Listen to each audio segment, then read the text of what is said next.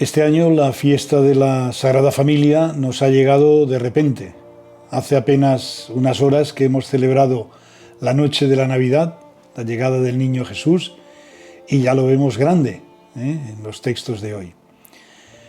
A mí no me gustaría que penséis en la Sagrada Familia como una idealización o un modelo, como muchas veces nos han podido hablar. La familia de María, José y Jesús es una familia tensa y que vive en tensión, probablemente una tensión fecunda. Y hoy vamos a ver un texto en el que esa tensión se manifiesta. Pero también vemos que Jesús aparece y siempre hay un momento de tensión. El anuncio a María en Nazaret, el anuncio a José, que no entiende cómo ha podido pasar. María no entiende cómo puede ser eso. Son tantas cosas que crean una tensión, pero una tensión, como digo, fecunda. ¿Y por qué fecunda? Porque esa tensión es aclarada por el Espíritu Santo y por la palabra de Dios. Eso nos hará comprender la historia nuestra personal y de nuestras familias, que muchas veces vivimos esa tensión, y esa tensión solamente cuando desde la palabra de Dios se nos ilumina es posible. Escuchemos con atención estos textos y nos irán aclarando muchas cosas.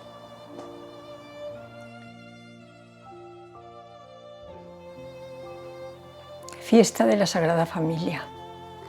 Vamos a leer las lecturas, que son muy bonitas. Lectura del libro del Eclesiástico. Hijos míos, escuchad los consejos de vuestro Padre, ponedlos en práctica y os irá bien. Porque el Señor honra más al Padre que a los hijos y afirma el derecho de la madre sobre ellos. Quien honra a su padre expía sus pecados, quien respeta a su madre acumula tesoros. Quien honra a su padre recibirá la alegría de sus hijos, y cuando rece, su oración será escuchada. Quien respeta a su padre tendrá larga vida, y quien honra a su madre obedece al Señor. Hijo, cuida a tu padre en su vejez, y durante su vida no le causes tristeza. Aunque pierda el juicio, sé indulgente con él, y no le desprecies tú que estás en plenitud de tus fuerzas. La compasión hacia el Padre no será olvidada, te servirá para reparar tus pecados. Leemos un fragmento del Salmo 27. Dichosos los que temen al Señor y siguen sus caminos. Dichoso el que teme al Señor y sigue sus caminos. Comerás del fruto de tu trabajo. Serás dichoso, te irá bien. Tu mujer como parra fecunda en medio de tu casa, tus hijos como renuevos de olivo alrededor de tu mesa. Esa es la bendición del hombre que teme al Señor. Que el Señor te bendiga desde Sión, que veas la prosperidad de Jerusalén todos los días de tu vida. Dichosos los que temen al Señor y siguen sus caminos. Lectura de la carta del apóstol San Pablo a los colosenses. Hermanos, como elegidos de Dios, santos y amados, revestíos de compasión entrañable, bondad, humildad, mansedumbre, paciencia. Sobrellevaos mutuamente y perdonaos cuando alguno tenga quejas contra otro. Como el Señor os ha perdonado, perdonaos también vosotros. Y por encima de todo esto, revestíos del amor, que es el broche de la perfección. Y que la paz de Cristo reine en vuestros corazones, pues a ella habéis sido llamados formando un solo cuerpo. Y sed agradecidos. La palabra de Cristo habite entre vosotros en toda su riqueza. Enseñaos unos a otros con toda sabiduría.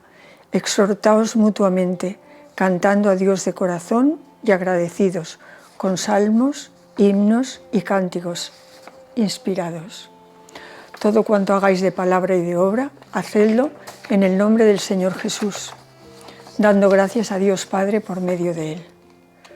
Mujeres, sed sumisas a vuestros maridos como conviene en el Señor.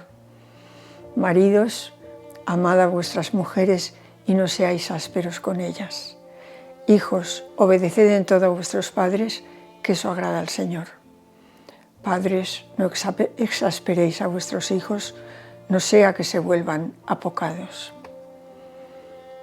Lectura del Evangelio según San Lucas. Los padres de Jesús solían ir cada año a Jerusalén por la fiesta de Pascua. Cuando cumplió 12 años subieron a la fiesta según la costumbre, y cuando terminó se volvieron. Pero el niño Jesús se quedó en Jerusalén sin que lo supieran sus padres. Estos, creyendo que estaba en la caravana, anduvieron camino de un día y se pusieron a buscarlo entre los parientes y conocidos. Al no encontrarlo, se volvieron a Jerusalén buscándolo. Y sucedió que a los 3 días lo encontraron en el templo, sentado en medio de los maestros, escuchándolos y haciéndoles preguntas. Todos los que le oían quedaban asombrados de su talento y de las respuestas que daba. Al verlo se quedaron atónitos y le dijo su madre: «Hijo, ¿por qué nos has tratado así? Tu padre y yo te buscábamos angustiados». Él les contestó: «¿Por qué me buscabais? ¿No sabíais que yo debía estar en las cosas de mi padre?» Pero ellos no comprendieron lo que los dijo. Él bajó con ellos y fue a Nazaret y estaba sujeto a ellos. Su madre conservaba todo esto en su corazón. Y Jesús iba creciendo en sabiduría, en estatura y en gracia ante Dios y ante los hombres.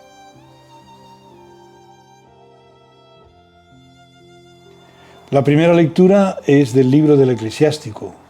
Es uno de los libros característicos de la sabiduría de Israel, unos pocos siglos antes de la llegada de nuestra era. Y nos manifiesta pues una concepción de las relaciones entre los padres y los hijos muy peculiares, expresando desde el punto de vista cultural lo que en ese momento se vivía como idealización, hacia dónde deberían de tender. Por eso es la sabiduría. Y entonces comienza con una afirmación: el Señor honra más al padre que a los hijos. Evidentemente esto, desde nuestra sensibilidad, tenemos que relativizarlo. Y afirma el derecho de la madre sobre ellos. Esto es el punto de partida. Y este binomio padre y madre va a ser el que recorre toda la lectura para manifestarnos en el fondo un valor fundamental. Y el valor fundamental es el respeto profundo hacia esas personas que nos han engendrado, que nos han dado esa vida. Y ese respeto se tiene que manifestar sobre todo en los momentos decisivos, es decir, cuando ya la vida les va fallando a nuestro padre o a nuestra madre, es ahí donde se tiene que manifestar esto. Y todo esto tiene un carácter para el sabio de Israel. Dice: quien honra a su padre expía sus pecados, quien respeta a su madre es como quien acumula tesoro. Pues bien, desde esta filosofía del Antiguo Testamento tenemos que ver un poco cómo nosotros afrontamos estas relaciones. La segunda lectura es de San Pablo a los Colosenses. Este es un texto que nos habla fundamentalmente de lo que llamaríamos la familia desde el punto de vista de las relaciones del día a día. Y se nos invita desde el primer momento como elegidos de Dios. Nos tenemos que sentir elegidos de Dios, es decir, personas que han sido antes del seno materno elegidas por Dios para nacer en esa familia precisa y concreta, en esa iglesia concreta. Y a partir de ahí nosotros tenemos que saber que nos tenemos que revestir de compasión, de bondad, de humildad, de mansedumbre, de paciencia. Estos son elementos humanos, pero que no pueden faltar en ninguna vida familiar cristiana, ni en ninguna vida familiar de las comunidades cristianas. ¿Y esto por qué? Porque el Señor justamente nos ha elegido para que seamos santos y nos sintamos amados por Él. Y en el fondo nos sentimos santos y amados por Él porque Él nos perdona. Y a eso nos invita, a que hagamos lo mismo. Y que sea el amor el que emerja en nuestras múltiples relaciones, tanto familiares como en la comunidad cristiana. Y eso hará posible que Cristo reine con su paz en nuestro corazón, porque para eso formamos un solo cuerpo. Y de ahí tiene que nacer el agradecimiento. Y todo esto es posible, ¿por qué? Porque es posible el amor, el agradecimiento, la mansedumbre, la bondad, la humildad. Es posible porque la palabra de Dios es la que habita en todos y cada uno de nosotros y nos permite educarnos en esa sabiduría que ya hunde sus raíces en el Antiguo Testamento, como hemos visto. Y así será posible que todo lo que realicemos de palabra y de obra sea en el nombre de Jesús. También en el texto de Pablo aparece unas afirmaciones que evidentemente, desde mi punto de vista, hieren nuestra sensibilidad. Nosotros formamos parte de un mundo totalmente distinto. Mujeres, sed sumisas a vuestros maridos como conviene en el Señor. Evidentemente, diríamos que este momento en el cual aparece esta afirmación nos resulta hoy estrecho de miras, ya que las mujeres no pueden estar sometidas a sus maridos, como nos dice el texto. Forma parte del contexto cultural en el que Pablo escribiría. Sus imágenes son propias de una época que actualmente se quedan muy cortas y no siempre son significativas. Todos somos iguales ante el Señor y ante el mundo. De esto no puede caber la menor duda. Por eso no podemos, de alguna manera, asumir esta afirmación que estaría en contra de esa igualdad radical y profunda que desde la creación existe entre el hombre y la mujer. Ni tampoco San Pablo, probablemente esta afirmación podemos decir de él que es un misógino. Simplemente Pablo lo que hace es reflejar desde el punto de vista cultural y religioso lo que en ese momento era lo que vivían. Y no podemos olvidar que la palabra de Dios también tiene ese ropaje cultural. Pero si hurgamos en ella, vemos que realmente apunta, en el fondo, a esa igualdad entre el hombre y entre la mujer. Yo no quiero salvar a San Pablo, se salva a sí mismo y para eso la hermenéutica, la interpretación y la exégesis vienen en nuestra ayuda. El Evangelio es un Evangelio simpático. Es un Evangelio que todos conocemos muy bien. Hasta ahora, todos los 2 capítulos de Lucas han hablado de Jesús o sobre Jesús, distintos personajes. Pero ahora él va a tomar la palabra. Y vamos a ver, cuando toma la palabra, qué es lo que dice. El texto, evidentemente, tiene una significación que va más allá de él mismo. Está situado al final del capítulo 2 y por lo tanto ya inaugura, diríamos, la última parte de estas narraciones evangélicas de la infancia. Y es, en cierto modo, un programa que se apunta, incipiente, ya lo veremos.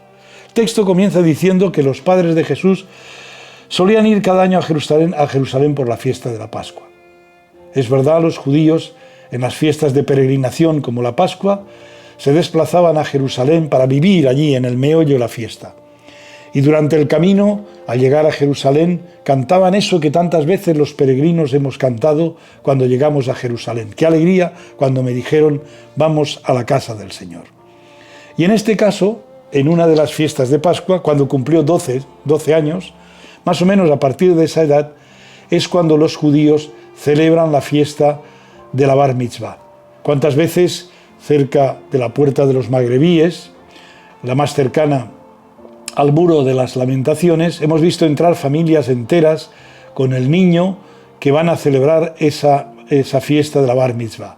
La Bar Mitzvah, entre paréntesis, podría ser el equivalente, grosso modo, de nuestra confirmación. Es el momento en el cual el niño, bar, hijo, en arameo, mitzvah, del juramento. Es decir, es el momento en el cual el niño asume ya la responsabilidad ante la sinagoga y ante Dios de cumplir los mandamientos y de que realmente hace ese juramento como judío. Es el momento en el que realmente de forma madura entra en relación con la sinagoga. Pues bien, probablemente Jesús iría en ese momento, por eso el evangelista nos habla de esa manera tan concreta, a los 12 años y en una fiesta de la Pascua. Iría a celebrar esa ceremonia. Y cuando habla con los doctores, probablemente estaría haciendo el escrutinio que se hacía para ver un poco cuál es la madurez. Y evidentemente la nota que parece que le dieron fue muy, muy buena. Y ahora viene un poco lo que llamaríamos la anécdota. Y la anécdota es muy sencilla, una anécdota que nos muestra, por una parte, la sorpresa y la angustia de unos padres. Estos, creyendo que estaba en la caravana, anduvieron el camino de un día. Hay una pequeña capilla al norte de una ciudad que oímos muchas veces en la tele, Ramallah, donde se recuerda el momento en el cual se dan cuenta de que ha desaparecido. Y se pusieron a buscarlo entre los parientes y conocidos. Es normal que a lo mejor hubiera dicho, pues me voy con mis primos o con amigos, y a no encontrarlo se volvieron a Jerusalén a buscarlo. Y a los 3 días lo encontraron en el templo. Madre mía, qué 3 días pasarían María y José con ese niño, con toda esa historia desconcertante y tensa. Ahora entendéis lo que decía al principio. Y lo encontraron en el templo, sentado en medio de los maestros, escuchándolos y haciéndoles preguntas. Todos los que le oían quedaban asombrados. Pero claro, hay algunos que no quedaron asombrados, sino más bien atónitos. Y le dijo su madre, ¿por qué nos has tratado así? Es una expresión dura, ¿eh? Por eso, evidentemente, la relación en ese momento no era una relación fácil y tensa. Tu padre y yo te buscábamos angustiados, no de cualquier manera, 3 días buscando al niño. Los que tenéis hijos podéis pensar en estos momentos si os hubiera sucedido una situación de ese tipo, lo que eso significa. Y este responde tranquilamente, ¿por qué me buscabais? ¿No sabíais que yo debía estar en las cosas de mi padre? Ha dado un salto cualitativo. Les está de alguna manera recordando cómo he nacido, quién os lo ha anunciado. ¿No tenéis claro quién soy? Eso es lo que es el vértice del texto y que sirve de prólogo a todo el resto del Evangelio.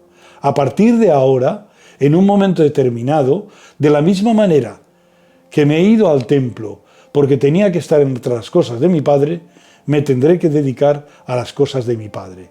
Capítulo 3 de Lucas, las cosas de mi Padre es el bautismo y empezar la evangelización. Pero ellos no comprendieron lo que les dijo. Él bajó con ellos y fue a Nazaret y estaba sujeto a ellos. Su madre conservaba todo esto en su corazón. Esta es la clave. Cuando uno no comprende, simple y llanamente guarda el silencio del corazón.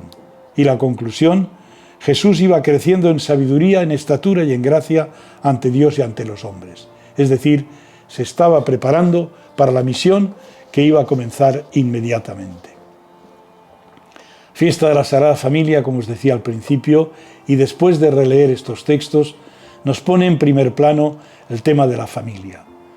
Por eso, no pensemos en idealizaciones, repito, no pensemos en modelos extraños, pensemos en personas humanas, en este caso, que se relacionan desde perspectivas muchas veces distintas y que no comprenden, y que al final es la palabra de Dios, es el contacto con Jesús el que les va a ir aclarando tanto a María como a José el itinerario suyo y la función de ellos en ese itinerario.